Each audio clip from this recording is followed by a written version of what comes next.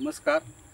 मी doctor Ramesh कुंकेरकर, प्राध्यापक आणि प्रमुख कृषी वनस्पतीशास्त्र विभाग, कृषी महाविद्यालय दापोली. आज आपण नाचणी आणि वरी या पिकाच्या सुधारित जातीविषयी माहिती घेऊया. पौष्टिकतेचा जर विचार केला तर भात ह्या पिकापेक्षाही नाचणी आणि वरीमध्ये पौष्टिकता जास्त आहे, कारण त्याच्यामध्ये प्रथिनांचं जे प्रमाण आहे हे 6 ते 9% आहे. स्निग्ध पदार्थ जे आहेत ते 1 ते 2% आहेत आणि कर्बोदके 65 ते 75% आहेत. कॅल्शियम आहे आणि लो आहे हा जास्त प्रमाणामध्ये सापडतो, आणि त्यामुळे नाचणी किंवा वरी ही जी धान्य आहेत ही धान्य ही पौष्टिकदृष्ट्या चांगली आहेत आणि म्हणून त्यांना सत्वयुक्त धान्य म्हणून ओळखलं जातं.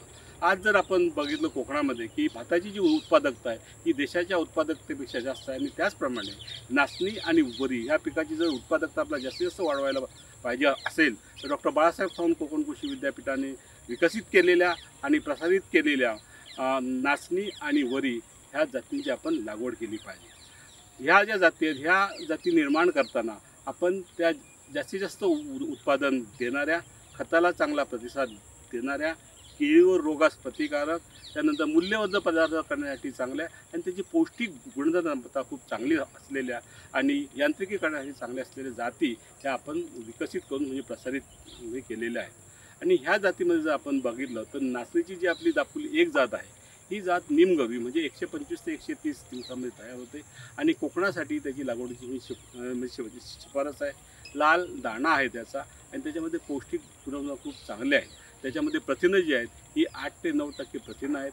त्यानंतर त्याच्यामध्ये जी कर्बोदके आहेत ही साधारणपणे आपल्याला 75% दिसते. तर त्याच्यामध्ये लोह जो आहे हा 19.4%, आणि त्याचा जो कॅल्शियम आहे हा 267 मिलीग्रॅम पर ग्रॅम आपल्याला आढळतो. आणि म्हणून ही जी जात आहे ही जात चांगलं उत्पादन देणारी, आणि त्याच्यामध्ये जे कणसाचं भरायचं जे प्रमाण आहे हे खूप चांगल्या प्रकारे आहे, आणि म्हणून ह्या जातीची आपण जास्त लागवड केली पाहिजे. ग्राहक आहेत तर त्या ग्राहकांना लाल भाकरी नसता सफेद भाकरी, जशी तांदळाची भाकरी आहे तशीच भाकरी त्यांना नागलीची पण सफेद भाकरी लागते, आणि म्हणून दापोली सफेद ही जात या विभागाने विकसित केली आणि ती प्रसारित केली. ही जी जात आहे ही 14 ते 15 क्विंटल प्रति हेक्टरी उत्पन्न देते, आणि ह्याचं जे उत्पादन आहे ते खूप चांगल्या प्रकारे येतं. आणि भाकरी जी आहे ही भाकरी ह्याची पांढरी होते, आणि त्यामुळे ती ग्राहकांना खूप आवडते. आणि त्याचप्रमाणे ह्याची जर आपण पौष्टिकता बघितली तर ह्याच्यामध्ये जे प्रथिनं जी आहेत ही 12 ते 13% प्रथिनं म्हणजे जास्त, जरी ती पांढरी असली तरी त्याच्यामध्ये प्रथिनांचं प्रमाण खूप चांगलं आहे. आणि ह्याच्यामध्ये जो कॅल्शियम आहे हा 234 मिलीग्राम पर 100 ग्रॅम आहे, आणि जो ह्याच्यामध्ये लोह आहे हा लोह साधारणपणे 19.4 मिलीग्रॅम प्रतिग्राम आहे. त्यानंतर आपण बघितलं की दापोली 2 ही जी जात आहे ही जात 118 ते 120 दिवसामध्ये तयार होते, म्हणजे जी हळवी जात आहे. आणि ह्या जातीचं जे उत्पादन हे 18 ते 20 क्विंटल प्रति हेक्टर आहे, आणि भारत देशामधली ऊती संवर्धनाने प्रसारित केलेली आणि संशोधित केलेली ही पहिली जात आहे. आणि ही जी जात आहे ही आपल्याला उत्पन्नाला चांगली आहेच, पण ह्याच्यावर कीड आणि रोगाचं प्रमाण खूप कमी आहे. आणि ह्या जातीमध्ये प्रथिनांच्या बरोबर लोह जो आहे हा 37.7 मिलीग्राम पर 100 ग्रॅम आहे, आणि कॅल्शियम जो आहे हा 284 मिलीग्राम पर ग्रॅम आहे. त्यामुळे ह्याची जी पौष्टिकता आहे ही पौष्टिकता खूप चांगली आहे, आणि ह्याचं उत्पादनही चांगलं आहे. त्यानंतर आज जर आपण बघितलं तर 2020 साली जी आम्ही नाचणीची जात प्रसारित केली ती म्हणजे दापोली 3 ही जी जात आहे ही 20 ते 22 क्विंटल प्रति सरासरी हेक्टरी उत्पन्न देते, आणि ही महाराष्ट्रातच आणि कोकणामध्ये ही लागवडीसाठी खूप चांगली आहे.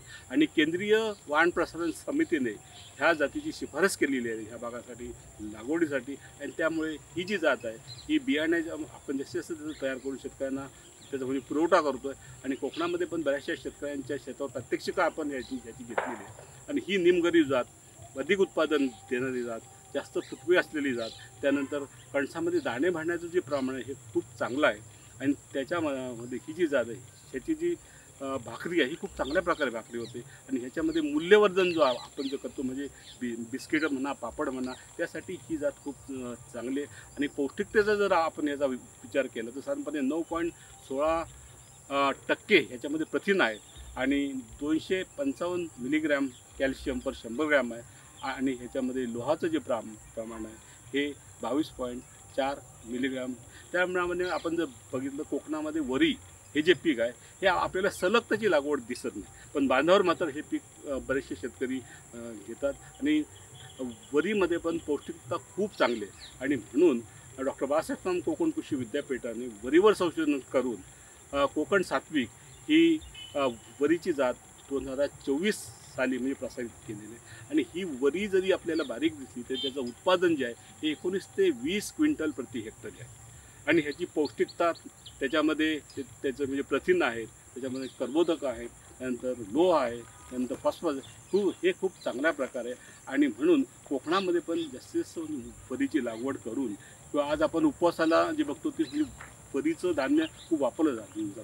आणि म्हणून नाचणी आणि वरी ह्याच्या ज्या सुधारित जाती आहेत ह्या आपण कोकणातल्या शेतकऱ्यांनी जास्तीत जास्त लावून त्याचं उत्पादन जास्त वाढवावं, की जेणेकरून हे जे धान्य आहे हे जे पौष्टिक धान्य आहे हे आपल्या कोकणातल्या लोकांना, महाराष्ट्रातल्या लोकांना खूप चांगल्या प्रकारे मिळेल. आणि त्यामुळे जे लोकांचं आरोग्य आहे हे चांगल्या प्रकारे राहील. हा व्हिडिओ जर तुम्हाला आवडला असेल तर शेअर करा आणि लाईक करा. धन्यवाद.